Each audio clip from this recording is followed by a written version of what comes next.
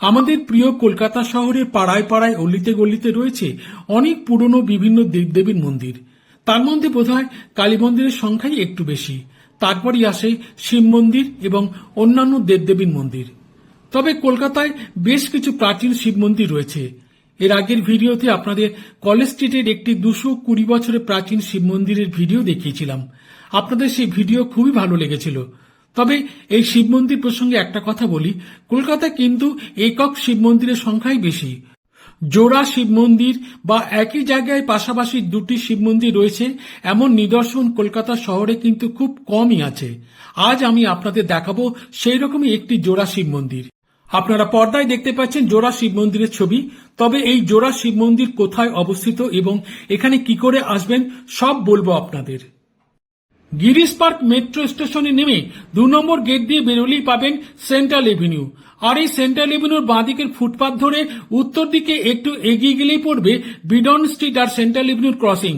এই ক্রসিং থেকে Beadon street ধরে গঙ্গার দিকে একটু এগোলেই বাঁদিকে পড়বে মিনার্ভা থিয়েটার হল। আপনারা পর্দায় দেখতে পাচ্ছেন মিনার্ভা থিয়েটার হলের ছবি। এই মিনার্ভা থিয়েটার হল কলকাতার একটি ঐতিহ্যবাহী নাট্যমঞ্চ। একটা সময় নট নাট্যকার, পরিচালক, অভিনেতা শ্রদ্ধেয় উৎপল দত্ত তার নিজের গ্রুপ পিএলটির ব্যানারে প্রচুর জনপ্রিয় ও কালোজয়ী নাটক মঞ্চস্থ করে গেছেন এই মিনার্ভা থিয়েটার হলে। যারা একটু বয়স্ক নাট্যমোদী তাদের স্মৃতিতে এখনো সেই সব ঘটনা উজ্জ্বল হয়ে আছে। তাছাড়া এই মিনার্ভা থিয়েটার হলের একটা নিজস্ব ইতিহাস ও ঐতিহ্য আছে।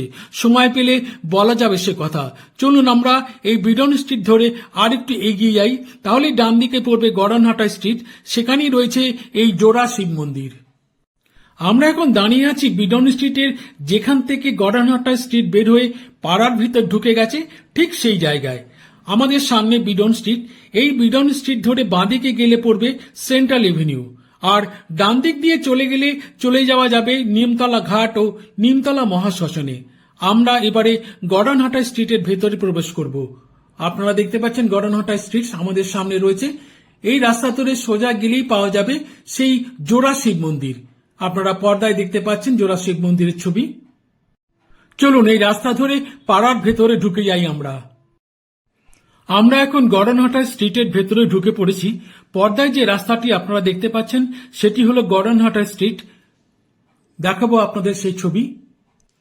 রাস্তার বাঁদিকে একটি দোকান রয়েছে, সেই দোকানের সাইনবোর্ড দিয়ে আপনাদের দেখানোর চেষ্টা করছি। আপনারা দেখুন, লেখা রয়েছে Radhalaya jewellers and silversmith, 15 F গড়নহাটা স্ট্রিট, কলকাতা 6। আজ থেকে 150-200 বছর আগে এই অঞ্চলটার নাম ছিল গড়নহাটা অঞ্চল। পরবর্তীকালে অঞ্চলের নামেই এই রাস্তার নামকরণ করা হয় গড়নহাটা স্ট্রিট। তো হঠাৎ করে এই অঞ্চলের নাম গড়নহাটা কেন হতে গেল বলবো আপনাদের। তাছাড়া এই অঞ্চলটির একটি আলাদা বৈশিষ্ট্য আছে সমগ্র কলকাতা শহরে। শতাধিক বছর ধরে এই অঞ্চলে সোনা ও রূপোর গয়না এবং অন্যান্য জিনিসপত্র তৈরি ও বিক্রির পাশাপাশি বেশ কয়েক বছর ধরে এখানে তৈরি ও বিক্রি হচ্ছে নকল গয়না বা ইমিটেশন জুয়েলারি। সেই সাথে তৈরি হচ্ছে বিভিন্ন দেবদেবীর নকল গহনা ও সাজসজ্জা। এতক্ষণ আপনাদের সঙ্গে অনেক গল্প করলাম। এবারে গড়নহাটা স্ট্রিটের ডান দিকে যে জোড়া শিব মন্দির রয়েছে, যে জোড়া শিব মন্দিরের ছবি আপনারা পর্দায় দেখতে পাচ্ছেন এবং বুঝতে পাচ্ছেন যে মন্দির দুটির মেনটেন্যান্সের হাল যথেষ্ট ভালো। এই জোড়া শিব মন্দির নিয়ে আপনাদের সঙ্গে 2-4টে কথা শেয়ার করব। আপনারা পর্দায় দেখতে পাচ্ছেন জোড়া শিব মন্দিরের ছবি। মন্দির দুটি আটচালা শৈলীতে নির্মিত। আগেই বলেছি মন্দির দুটি রক্ষণাবেক্ষণের হাল যথেষ্ট ভালো। মন্দির দুটি তৈরি হয়েছিল 1207 সালে আর এখন চলছে 1432 সাল। তার মানে মন্দির দুটি 225 বছরে পুরনো। মন্দির দুটি তৈরি করেছিলেন পঞ্চানন দত্ত নামে স্থানীয় এক ব্যক্তি। বর্তমানে তার উত্তরসূরিরা এই অঞ্চলে বাস করেন। দুটি মন্দিরের গর্ভগৃহেই রয়েছে কালো পাথরের শিবলিঙ্গ। দেখাবো আপনাদের সেই ছবি। তবে মন্দির দুটি কিন্তু পাশাপাশি দুটি আলাদা আলাদা উঁচু ভিতের উপর স্থাপিত। মন্দির দুটি দক্ষিণমুখী হলেও মন্দিরের দুপাশে দুটি মুখোমুখি দরজা আছে, আর মন্দিরে ওঠার জন্য ভেতর দিকে দুটি মন্দিরের আলাদা আলাদা সিঁড়ি আছে। দেখাবো আপনাদের সেই সব ছবি। আপনারা দেখছেন পথ চলতি মানুষেরা এই শিব মন্দিরে মাথা ঠেকিয়ে প্রণাম করে যাচ্ছেন। এই মন্দিরের একটা মাহাত্ম্য আছে, একটা মহিমা আছে স্থানীয় মানুষদের কাছে। আপনারা পর্দায় দেখতে পাচ্ছেন জোড়া শিব মন্দিরের বাঁদিকে যে শিব মন্দিরটি আছে তার পূর্ব দিকে যে দরজা আছে সেই দরজা দিয়ে মন্দিরের গর্ভগৃহের ছবি দেখানোর চেষ্টা করছি।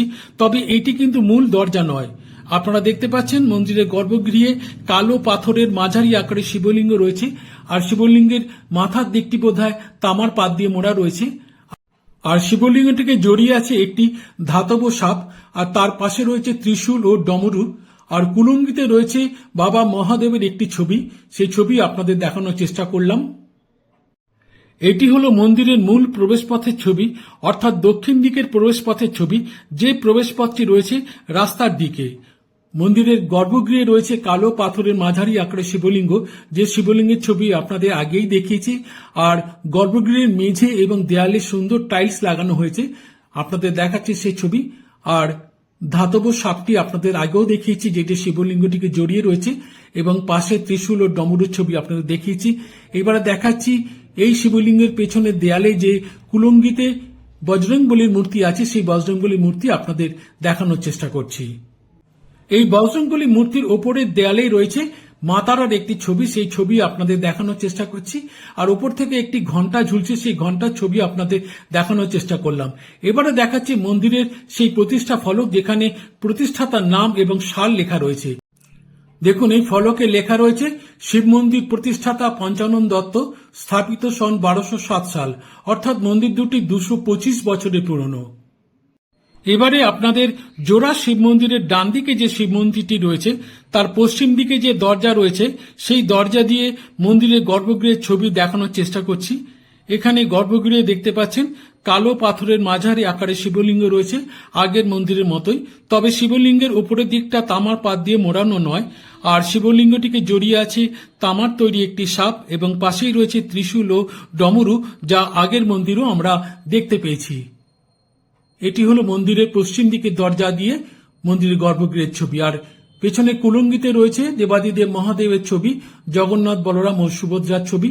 আপনাদের দেখালাম সেই কুলঙ্গির ছবি। এবারে দেখাচ্ছি মন্দিরের মূল প্রবেশ পথের ছবি, যা রয়েছে মন্দিরের দক্ষিণ দিকে, অর্থাৎ বড় রাস্তার দিকে। এখানেও দেখতে পাচ্ছেন মন্দিরের গর্ভগৃহে রয়েছে সেই কালো পাথরের মাঝারি আকারের শিবলিঙ্গ, যা আগেই বলেছি আপনাদের। মন্দিরের নিত্য পুজো হয়, সকালের পুজো শেষ হয়েছে, তার নমুনা আপনারা দেখতে পাচ্ছেন। দেখুন কালো পাথরের শিবলিঙ্গের ছবিটি, যে শিবলিঙ্গটিকে বেষ্টন করে আছে একটি ধাতব সাপ, তার পাশে রয়েছে ত্রিশূল ও ডমরু, পেছনে কুলঙ্গিতে নানা রকম দেবদেবীর মূর্তি রয়েছে। তার ওপরেই দেয়ালে টাঙানো আছে তারা মায়ের একটি মূর্তির ছবি। আর আপনারা আগেই দেখতে পেয়েছেন যে মন্দিরের গর্ভগৃহের মেঝে এবং দেয়ালে সুন্দর টাইলস লাগানো হয়েছে। এবারে দেখাবো যে মন্দিরটি একবার সংস্কার করা হয়েছিল সেই ফলকটি। আপনারা দেখছেন সেই ফলকটি। দেখুন, ফলকটির ওপরে বাঁদিকে লেখা রয়েছে সংস্কারক, আর ডান দিকে লেখা রয়েছে 1367 সাল। তার নিচে রামকানাই জামিনী রঞ্জন পাল, 213 নম্বর মহাত্মা গান্ধী রোড। তার নিচে ইংরেজিতে 22 লেখা রয়েছে, আর একেবারে নিচে লেখা রয়েছে বাংলায় রমণীকান্ত পাল। তার মানে 213 নম্বর মহাত্মা গান্ধী রোডে রামকানাই জামিনী রঞ্জন পাল নামে যে প্রতিষ্ঠানটি রয়েছে, সেই প্রতিষ্ঠানের হয়ে রমণীকান্ত পাল মহাশয় 1367 বঙ্গাব্দে এই মন্দিরটি সংস্কার করেছিলেন। আপনাদের দেখালাম সেই ফলকটি। এইবারে বলি এই অঞ্চলটার নাম গড়ানহাটা কেন হয়েছিল। 1889 সালে ডিসেম্বর মাসে ন্যাশনাল ম্যাগাজিনে একটি আর্টিকেল প্রকাশিত হয়েছিল, যে আর্টিকেলটি লিখেছিলেন শরৎচন্দ্র মিত্র মহাশয়। তিনি লিখেছিলেন সুন্দরবনে নামের উৎস হল সেখানে যে প্রচুর পরিমাণে সুন্দরী গাছ দেখা যায় সেই কারণে। তো সেই সব গাছ কেটে নৌকোর খোল তৈরি করা হতো, অর্থাৎ সুন্দরী গাছের কাঠ দিয়ে তৈরি হতো নৌকো। আর সেই সব সুন্দরী গাছের মোটা মোটা ডালপালাগুলো জলপথে নিয়ে আসা হতো কলকাতায়, এই গড়নহাটা অঞ্চলে। সেই সমস্ত কাঠ দিয়ে তৈরি হতো ঘরবাড়ির আসবাব, এবং কিছু কাঠ জ্বালানি হিসেবে ব্যবহার করা হতো, কারণ তখন কেরোসিন পাওয়া যেত না, কয়লার ব্যবহারও ছিল না। তাই উনুন ধরানোর একমাত্র সম্বল ছিল এই সুন্দরী গাছের টুকরো টাকরা কাঠ। সেই সময় কলকাতায় এই সমস্ত কাঠকে বলা হতো গড়ান কাঠ। এই গড়ান থেকে এই অঞ্চলের নাম হয় গড়ানহাটা অঞ্চল। তাছাড়া এইসব অঞ্চলে সেই সময় প্রচুর বড় বড় কাঠের গুদাম ছিল। সুন্দরবন থেকে জলপথে কাঠ নিয়ে এসে সেই সব কাঠ রাখা হতো বড় বড় ব্যবসায়ীদের গুদামে, তারপর তা বিক্রি হয়ে চলে যেত নানান জায়গায়। তাহলে বুঝতে পারছেন তো বন্ধুরা, যে এই অঞ্চলের নাম কেন গড়ানহাটা রাখা হয়েছিল।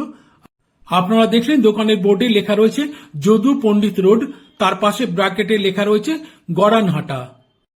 এই গড়নহাটা অঞ্চলটা কিন্তু শোভাবাজার বা বাগবাজারের মতন কলকাতার প্রাচীন অঞ্চল, যা একসময়কার সুতানুটি অঞ্চলের অন্তর্গত ছিল। এই অঞ্চলটা কলকাতার অত্যন্ত সম্ভ্রান্ত ও অভিজাত অঞ্চল। কালের নিয়মে পুরনো বাড়ি রূপান্তরিত হয়ে যেমন আধুনিক নকশার নতুন ফ্ল্যাট বাড়ি তৈরি হয়েছে, তেমনই আছে সাবেকি আমলের বেশ কিছু বাড়ি। তার নমুনায় দেখালেই আপনারা বুঝতে পারবেন। আপনারা পর্দায় বাঁদিকের বাড়ির ছবিটি দেখুন, তাহলেই আপনারা বুঝতে পারবেন যে এই বাড়িটি পুরনো বাড়ি ভেঙে নতুন আধুনিক ডিজাইনে তৈরি করা হয়েছে ফ্ল্যাট বাড়ি। আপনারা দেখছেন সেই ছবি। এবার ডান দিকে একটি বাড়ি দেখায় যেটি সাবেকি আমলের ডিজাইনে তৈরি। এই দেখুন সেই বাড়িটি, যেটি সাবেকি আমলে তৈরি। দেখেই বুঝতে পারছেন সেই ছবি। এবারে বুঝতে পারছেন তো যে গড়নহাটা অঞ্চলটি অত্যন্ত সম্ভ্রান্ত ও অভিজাত অঞ্চল। বন্ধুরা, আজকের ভিডিও তাহলে এখানেই শেষ করি। কলকাতার বিভিন্ন স্থানে ছড়িয়ে ছিটিয়ে থাকা বিভিন্ন ঐতিহাসিক স্থাপত্য ও নিদর্শনের ছবি এবং কাহিনী শুনতে আমার ফেসবুক পেজটিকে ফলো করে রাখুন এবং আমার ইউটিউব চ্যানেলটিকে সাবস্ক্রাইব করে রাখুন। ভিডিওটি প্রথম থেকে দেখার জন্য আপনাদের সকলকে জানাই আন্তরিক শুভেচ্ছা ও অভিনন্দন। সবাই খুব ভালো থাকবেন, সুস্থ থাকবেন এবং আনন্দে থাকবেন। ফিরে আসবো এইরকমই কোনো আকর্ষণীয় ঐতিহাসিক নিদর্শনের ছবি ও কাহিনী নিয়ে। ততদিন অপেক্ষা করতে হবে বন্ধুরা। নমস্কার।